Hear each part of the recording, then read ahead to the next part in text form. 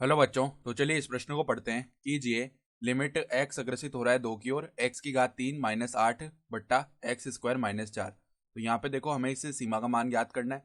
तो प्रश्न में आगे बढ़ने से पहले इस प्रश्न से संबंधित जो मुख्य उदाहरण है उसकी हम चर्चा कर लेते हैं। तो देखो मुख्य उदाहरण यहाँ पर देखो, हम जानते हैं कि ए स्क्वायर माइनस बी स्क्वायर क्या होता है। ए माइनस बी गुणा में होता है ए प्लस बी। ठीक है। साथ ही साथ ए की घात 3 माइनस में बी की घात 3 अगर ऐसा लिखा हुआ है तो इसको हम क्या लिख सकते हैं, ए माइनस बी गुणा में ए स्क्वायर प्लस में बी स्क्वायर प्लस में ए बी। इस प्रकार लिखा जा सकता है। तो अब देखो दी हुई सीमा को हम एक बार एल बोल लेते हैं। तो एल बराबर है लिमिट एक्स अग्रसित है 2 की ओर और यहाँ पर एक्स की घात 3 माइनस में 8 बट्टा में क्या है एक्स स्क्वायर माइनस 4।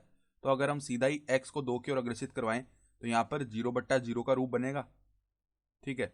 तो इस सीमा का मान निकालने के लिए हम क्या करेंगे, देखो लिमिट एक्स अग्रसित है 2 की ओर, यहाँ पर एक्स की घात 3 माइनस 8 को हम क्या लिख सकते हैं 2 की घात 3 बट्टा में देखो एक्स स्क्वायर माइनस 4 को हम क्या लिख सकते हैं 2 का स्क्वायर। तो अब देखो यहाँ पर ये प्रयोग कर लेते हैं जो हमने मुख्य उदाहरण में लिखी है।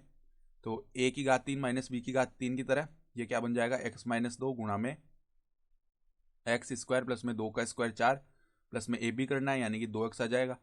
बट्टा में देखो क्या आएगा यहाँ पर एक्स माइनस 2 गुणा में एक्स प्लस 2 आ जाएगा। तो ऐसा करने से क्या होगा, जो x प्लस 2 है एक्स जो माफ कीजिएगा एक्स माइनस 2 है वो x माइनस 2 से विभाजित हो गया। अब बचे हुए पद में हम x को 2 की ओर अग्रसित करवा लेते हैं। तो यहाँ पर देखो 2 दूनी 4 प्लस में 4 प्लस में 2 दूनी यहाँ भी 4 बन गया और नीचे देखो हमारे पास 2 प्लस 2 क्या बन जाएगा 4 बन जाएगा। तो ये क्या बन गया देखो 12/4। तो इसका मान कितना आ जाएगा हमारा 3 आ जाएगा। तो सीमा का मान क्या हो गया 3 हो गया और यही हमारा उत्तर हो गया। तो आशा करता हूँ कि आपको ये प्रश्न समझ में आया होगा। धन्यवाद।